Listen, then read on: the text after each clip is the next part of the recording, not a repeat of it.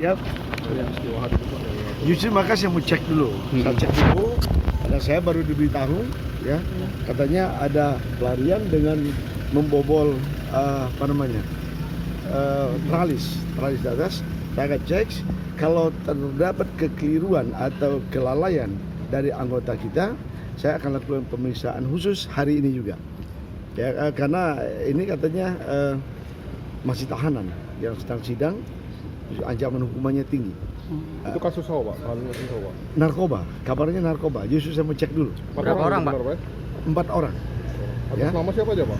Belum tahu, justru saya mau cek tuh. Jadi sabar sebentar ya, saya lihat dulu sana. Nanti baru kita, Siapa? saya berikan keterangan pers yang komprehensif. Siapa? Ya, oke ya. Terima kasih, Pak. Ayo.